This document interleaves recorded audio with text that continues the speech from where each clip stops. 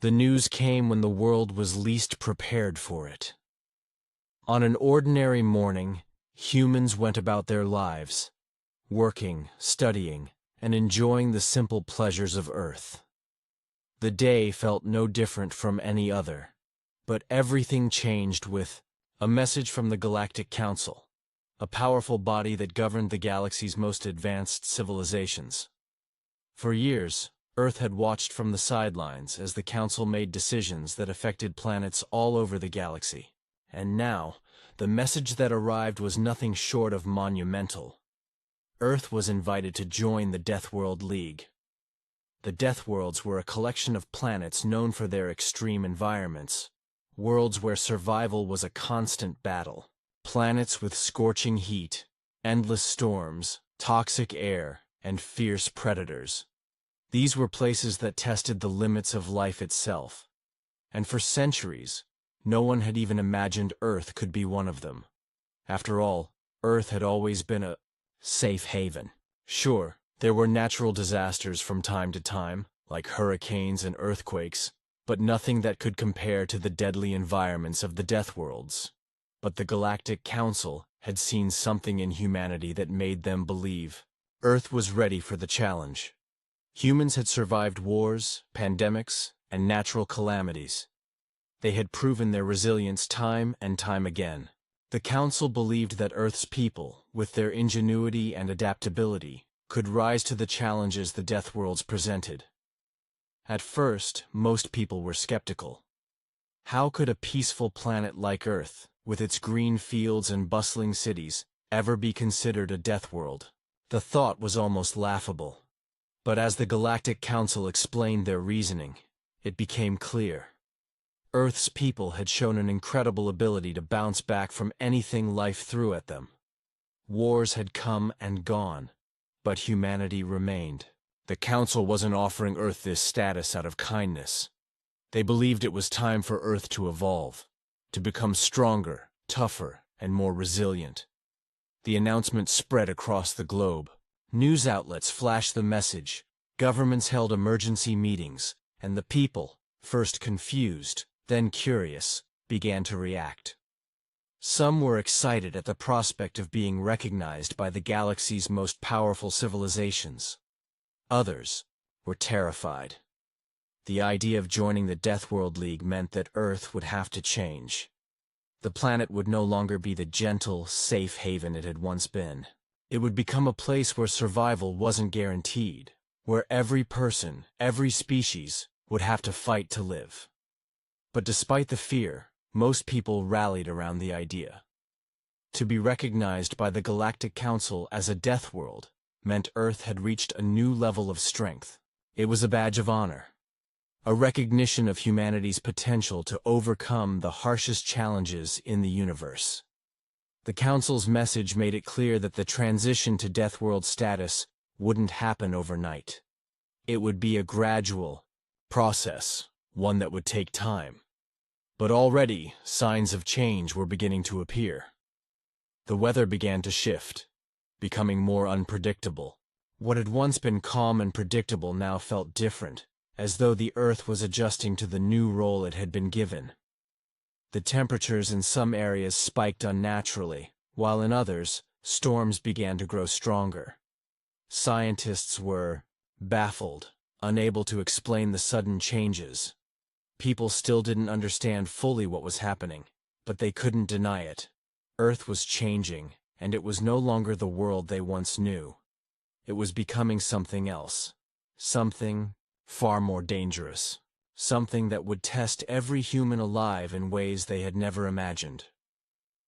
Months after Earth had officially joined the Deathworld League, the true cost of this new status began to unfold. At first, the changes seemed small. Subtle shifts in the weather, odd fluctuations in the atmosphere, and strange patterns in the oceans. No one was overly concerned. But then came the first event that changed everything.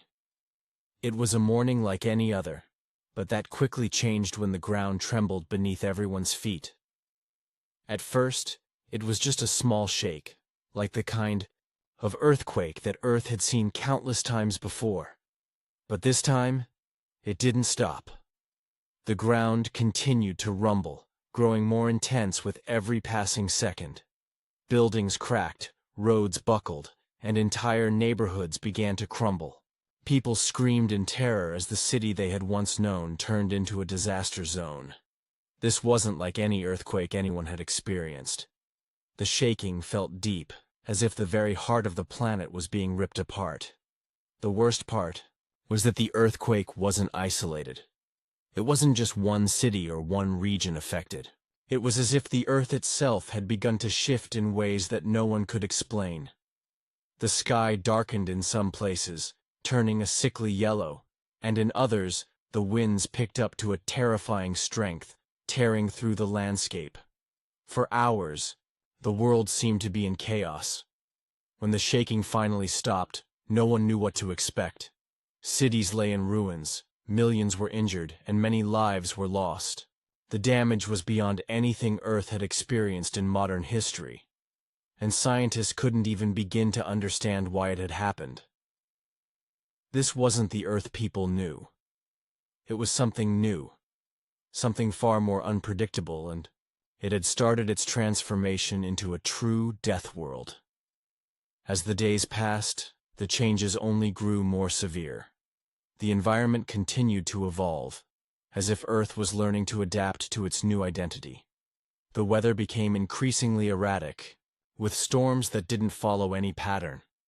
They seemed to strike with no warning, and their power was unlike anything humans had experienced before. The once beautiful forests became dangerous places to enter, as they quickly became home to new, aggressive species.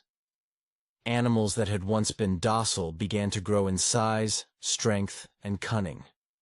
Predators that had once been small and weak were now able to hunt in packs, working together in ways that shocked even the most experienced wildlife experts.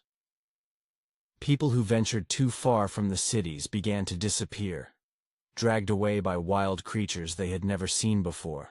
Nature, it seemed, was quickly adapting to the new reality. But the most shocking change came from the creatures themselves. Many of the Earth's once harmless animals were mutating, growing bigger, faster, and more dangerous. Packs of wolves became more aggressive, and even the smaller predators like foxes and coyotes began hunting in groups. They seemed smarter, almost as if they were learning to be better predators. Larger, more aggressive animals that had been native to Earth started showing up in places they'd never been before. Bears in urban areas, large cats prowling through parks, and even venomous snakes appearing in cities. It wasn't just a change in the animals either. The plants started reacting too. Some began to grow at unnatural speeds, while others developed toxins that made them dangerous to touch. Nature was adapting, becoming as fierce and unpredictable as the Death World's Earth had joined. Humanity, once the dominant force on the planet, now found itself struggling to keep up with the rapid pace of change. Cities became fortresses, with walls and barriers being built to protect the remaining safe zones. Scientists and governments scrambled to understand what was happening, but the changes were happening too quickly. There was no way to stop it, no way to turn back. Earth had become a death world, and the people living on it now had to fight for survival in a world that no longer recognized them as its rulers. The new challenges were only just beginning, and no one knew how much more the planet would change before humanity could figure out how to live with it. The question remained: how much of Earth's safety would humanity be willing to sacrifice in order to survive this new, brutal reality? As the months went on, it became clear that the changes to Earth were not just temporary. The planet's transformation into a true death world was accelerating.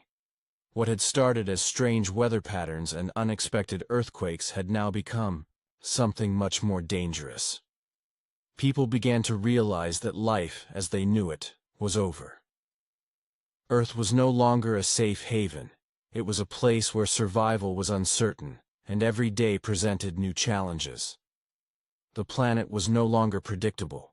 Nature, once tame and familiar, had become wild and deadly. Cities that had once been symbols of human achievement and safety had turned into fortresses, constantly on guard against the unpredictable forces of nature and the growing number of hostile creatures that roamed freely. The first major consequence of Earth's transformation was the collapse of agriculture. Crops that had thrived for centuries began to fail. The once fertile fields, which had fed billions, now struggled to produce even enough food to feed local populations.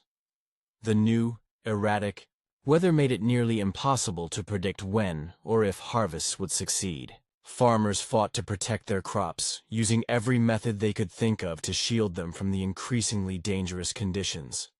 But even the best technology couldn't keep up with the rapidly changing planet. Extreme heat waves scorched entire regions, while unexpected frosts destroyed what little had survived. Food shortages soon became a reality, and hunger spread across the globe. Governments scrambled to provide for their citizens, but there was only so much they could do when the Earth itself seemed to be fighting against them. Meanwhile, the animals had evolved in ways that made them more threatening. The predators that had once been minor threats had grown stronger, faster, and more coordinated. They worked together in packs, and their intelligence seemed to be increasing with each passing day. Wild animals were no longer just a danger in remote areas. They had begun to enter cities, attacking people who ventured too far outside. Bears, wolves, and even mountain lions were now commonplace in urban areas, no longer afraid of humans. The safety people had once felt in the comfort of their homes had vanished. People were advised to stay inside during certain hours of the day, and new curfews were implemented to reduce the number of attacks. But even the cities, with all their technology and defenses, weren't enough to protect everyone. The wild was creeping in, and there was little anyone could do to stop it. The planet's environment itself had become a deadly force. Earthquakes, storms, and floods were now daily occurrences. The seas rose and fell in unpredictable cycles, swallowing entire coastlines and displacing millions. Large cities near the coast became battlegrounds, fighting to hold back the oceans. But the waves were relentless. Earthquakes, meanwhile, had grown stronger. Where they were once localized to specific regions, now the entire planet seemed to be shaking. Mountains crumbled and valleys opened up, swallowing entire forests. The very land beneath people's feet was no longer stable, and the ground seemed to be shifting, as if the earth itself was adapting to its new reality. In the midst of this chaos, the human population began to organize. People formed new alliances, banding together for survival.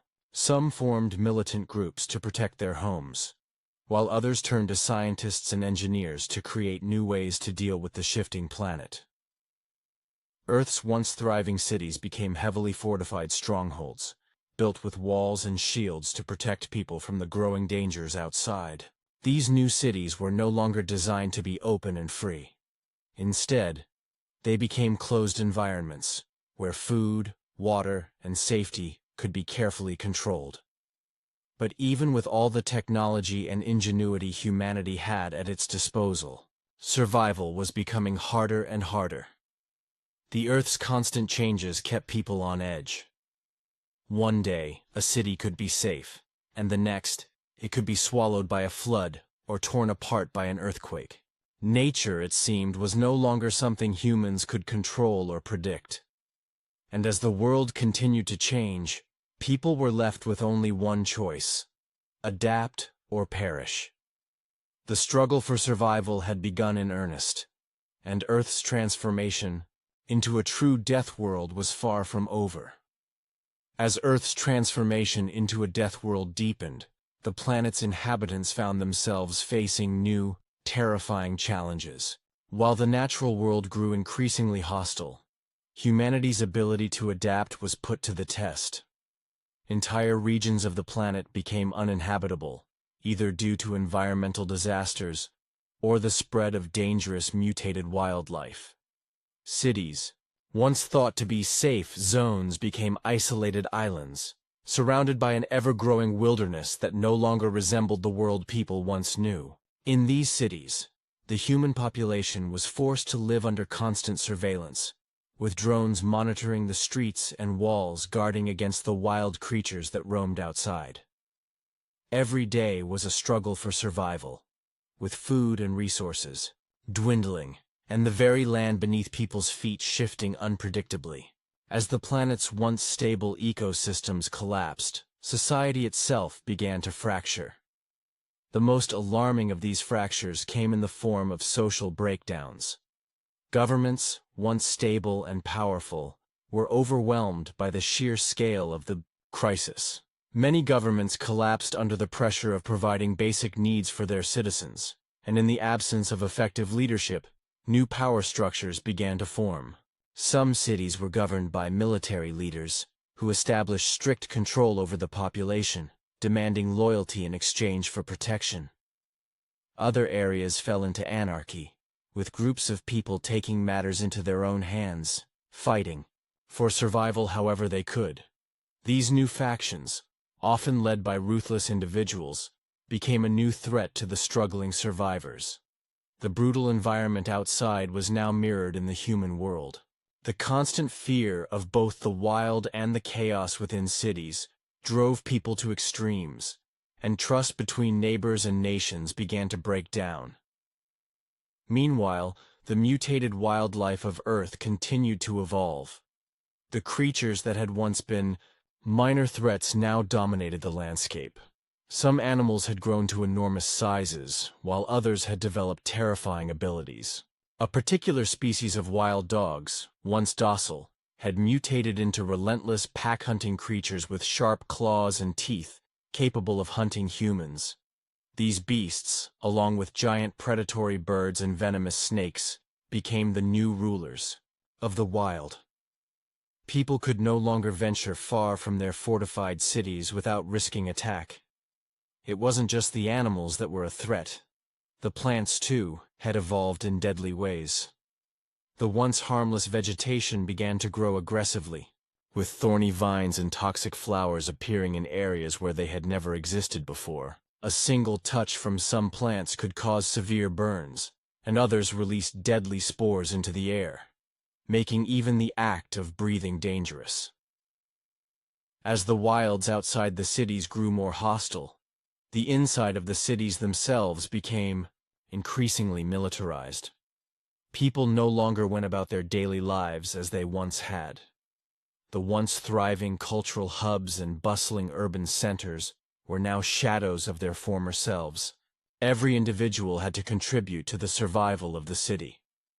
Some worked in factories, producing weapons and supplies for the defense of the city, while others were trained as soldiers or guards to protect their homes from both the growing animal threat and the increasingly violent factions within the human population. Even children were expected to help, learning survival skills and combat training from an early age. The military-like environment was harsh, but it was necessary for survival. Outside the walls of the cities, there was no safety, and the ever-present threat of the wild creatures and the shifting landscape kept everyone on edge. The people of Earth were now living in a new world, one where death was a constant companion. The very air they breathed, the ground they walked on, and the skies above them were filled with dangers that seemed to multiply with each passing day. Yet, despite the overwhelming odds, humanity's spirit was not entirely broken. There was still hope, but it was fragile. Some believed that, with time, Earth would stabilize, and that the worst of the transformation would pass. Others had lost all faith in the planet's recovery, focusing only on surviving one day at a time. But one thing was clear. Earth had become a death world, and only the strongest, smartest, and most adaptable would survive. The question now wasn't whether Earth could return to its former state. It was whether humanity could find a way to live in this brutal new world. And, if they did, what kind of people would they be when the dust finally settled? By the fifth and final part of Earth's transformation into a true death world, The situation had reached its breaking point. Humanity, now entrenched in a constant battle for survival, had started to adapt in ways that were both extraordinary and unsettling. Earth had become a land of extremes, immense challenges paired with incredible human resilience. However, it became increasingly clear that the price of survival was higher than anyone had anticipated. The human race was beginning to lose its connection to the past, to the civilization they had once known. While the cities remained as beacons of hope and safety, they had also turned into isolated, heavily guarded fortresses, completely disconnected from the land outside. These walled cities became the last holdouts, places where people could still live, albeit under tight control. Within these walls, the inhabitants could no longer remember a time before the earth had changed. They could no longer remember a world where wild animals were not a constant threat, or where earthquakes and storms did not reshape entire cities in a matter of hours. Technology and military strength kept the cities safe, but that safety came at a high cost. Life inside the walls was strictly controlled, with everyone playing a role in ensuring the city's survival, whether it was in farming, defense, or managing the resources that were now so limited. People were no longer free to live as they once had. The daily struggle for survival had become a way of life. Outside the cities, the wild had claimed its territory. The Earth's ecosystem, once controlled by humans, had now become unpredictable and dangerous. Forests that once provided food and shelter had become untamed jungles filled with dangerous creatures. Giant, mutated animals ruled the land, while once docile plants now harbored deadly toxins or could grow uncontrollably, engulfing entire areas in a matter of days. Survival in the wilderness was no longer possible for most people. The few brave souls who ventured into the wild often never returned, falling prey to both the mutated wildlife and the hostile environment.